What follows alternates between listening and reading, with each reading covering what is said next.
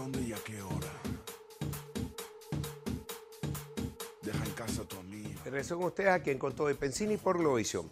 Bueno, las noticias desde ayer tienen Venezuela en el foco del mundo entero.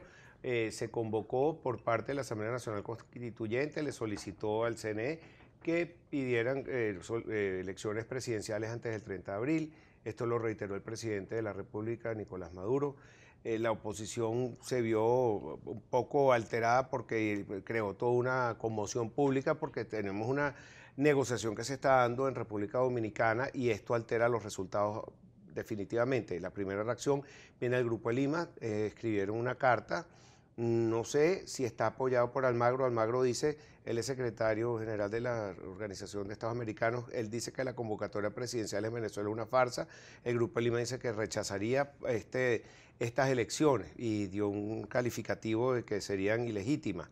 Pero la respuesta del gobierno hoy, Jorge Rodríguez dice, declaración del Grupo de Lima es grosera e insolente. También se pronunció el canciller y entregó una nota de protesta a embajadores de la Organización de Estados Americanos, una nota de protesta contra también la Unión Europea por las recientes sanciones. Entonces tenemos este problema en este momento en Venezuela porque por un lado el gobierno quiere llevar a cabo estas elecciones, dice que es democrático, que ellos se bañan de democracia al solicitar las elecciones, pero la oposición dice que no, porque se habían solicitado y había un compromiso delante de cancilleres internacionales en República Dominicana para sí llevar a elecciones adelante, pero bajo ciertas condiciones que no se están cumpliendo. José Antonio Gil Yepes, director de Data Analysis, te dejo ese menú para poder descifrar y darnos dirección de qué es lo que está pasando. Bueno, ciertamente, la clave está en que se acordó ir a elecciones en cierto momento del año 2018, pero bajo ciertas condiciones que no se están dando. Y no se ha cumplido con condiciones viejas que han debido cumplirse. Por ejemplo, nunca se había visto una elección de gobernadores sin elegir a los diputados regionales, ni una elección de alcaldes sin elegir a los concejales. Y esos diputados regionales y esa elección de concejales de las elecciones pasadas están pendientes y siguen pendientes y nadie habla de eso y aquí no ha pasado nada y no importa. No, eso son violaciones de la Constitución, pues. Y en todo caso del espíritu democrático, que es peor. Porque tú no puedes nombrar a un alcalde o un gobernador que salga abrumadoramente elegido en oposición a un gobierno y resulta que tiene el Consejo Legislativo viejo. Y entonces es oposición contra lo que el pueblo escogió. Eso no es forma de manejar una democracia. Entonces, ahora viene este tema de esta elección, otra vez incide la Asamblea Nacional Constituyente, se mete en el asunto, no le corresponde.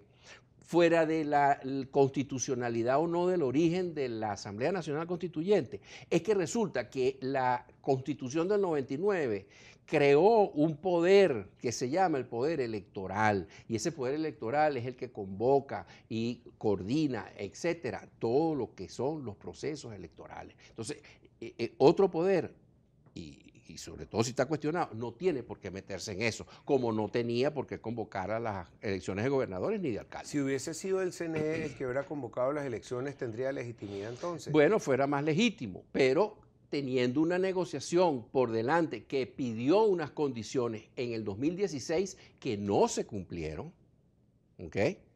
Y que por eso la oposición dejó de lado el referéndum revocatorio que tenía ganado en el año 16, 80-20. Lo dejó de lado para que le cumplieran las 4 condiciones del cronograma de elecciones generales, de los presos políticos, etcétera. Bueno, entonces no se cumple, no va al revocatorio, pero no se cumple con las condiciones. Todavía entras entonces en el tema de las elecciones de gobernadores y de alcaldes sin condiciones transparente y tan no transparente que no estabas eligiendo a los diputados y a los concejales, y después entonces ahora entras en unas elecciones en donde siguen pendientes los cumplimientos de los compromisos viejos, sobre todo lo que tiene que ver con la transparencia electoral, al menos reactualizar el registro electoral para que los jóvenes que han venido cumpliendo 18 años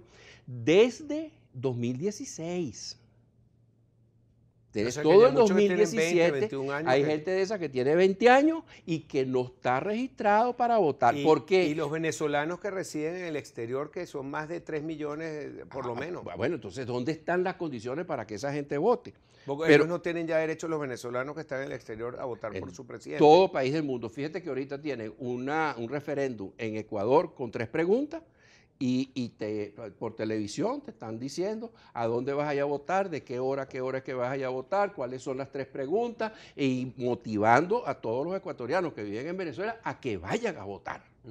Bueno, es que en todos los países del mundo hay un voto de los que están viviendo en el extranjero. Es que también llama la atención y es uno de los argumentos que tiene la oposición en este momento. Ayer lo dijo aquí en un programa, en el programa de ayer, con 2 diputados de la Asamblea Nacional que dicen, bueno, pero si en el referendo revocatorio alegaron que no se podía hacer, que no podía tener tiempo y desde enero hasta diciembre, y ese fue el alegato principal por lo que no se fue su argumento, y ahora dicen, no, las elecciones presidenciales en 2 meses, En 2 meses. que no le da tiempo, y también lo está diciendo el Grupo de Lima, no te da tiempo ni siquiera, que deja desarmada un poco a la oposición para presentar a su candidato, para elegir si quiere un candidato. Bueno, es como mucha ventaja, diríamos nosotros, lo que presenta el Grupo de Lima.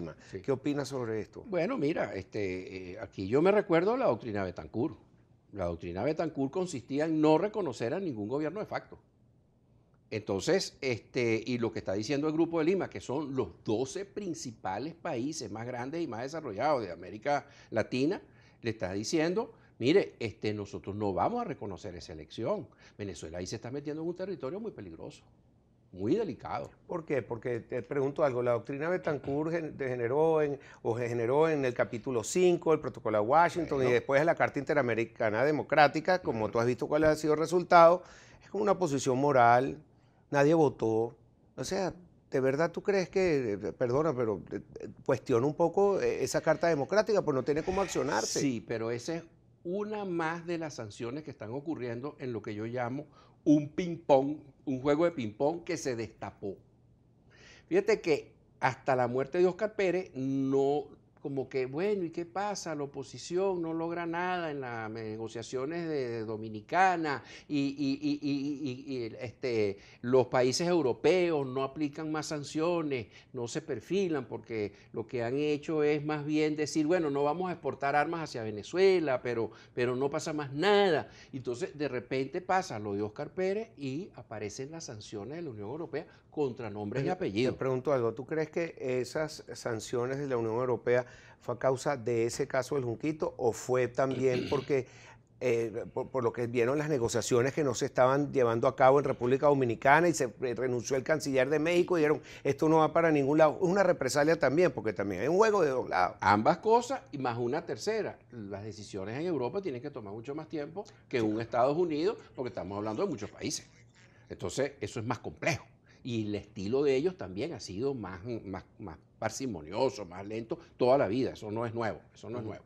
Entonces, bueno, tienes todos esos elementos. Entonces, acto seguido a las sanciones personales de la Unión Europea, entonces el señor Diosdado Cabello dice, bueno, entonces nosotros vamos a elecciones adelantadas. Acto seguido, el Consejo, la Asamblea Nacional Constituyente dice, bueno, sí, vamos a las elecciones adelantadas y recomiendo al Consejo Electoral que las fije. Entonces, bueno, ¿qué estaríamos esperando ahorita? Bueno, serán más sanciones.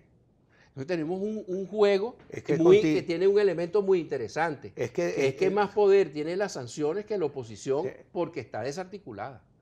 A eso vamos ahorita a la oposición. Fíjate lo que dice Almagro, faltan 2 o 3 turnos más de sanciones contra Venezuela. Bueno, ahí está. ¿Pero contra quiénes? Contra funcionarios públicos, porque también nos preocupan las sanciones. El país, tú sabes, el estado que estamos, sí. Hiperinflación, ya vamos a hablar de eso, y todo el problema que tenemos, medicina, todos sabemos la posición, yo no voy a entrar en eso, sí. Pero que nos pongan más sanciones también, vas a estar fregado tú, yo, los camaros, todo el mundo aquí, los que nos están viendo. ¿Queremos más sanciones para Venezuela? No. ¿Cómo podemos saltarnos eso? Para Venezuela no, pero sí tendría que ser para individuos que estén violando los derechos democráticos, que estén violando derechos humanos, que estén incursos en problemas de lavado de dinero, etcétera, etcétera. Claro.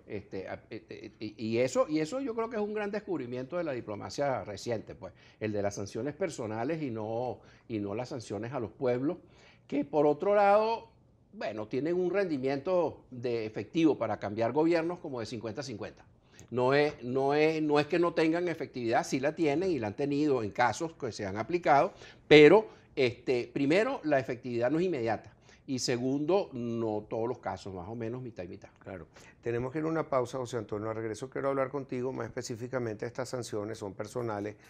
¿Qué extensivas son? ¿Hasta dónde llegan los familiares? ¿Pueden transitar en los países europeos, en Estados Unidos? Las cuentas personales, ¿cómo les afecta? Porque eso también, por un lado, los castigan, pero por otro lado, atornilla más a cualquier funcionario en cualquier parte del mundo. Vamos a hablar genéricamente, no lo de aquí si quiere. Y eso tiene que ver con las negociaciones también. Y también vamos a hablar de la oposición y en qué posición se coloca en este momento ante estas nuevas circunstancias. Ya regresamos. José Antonio Gil Yepes, director de Data Análisis, @ José A. Gil Yepes. Ya regresamos con ustedes.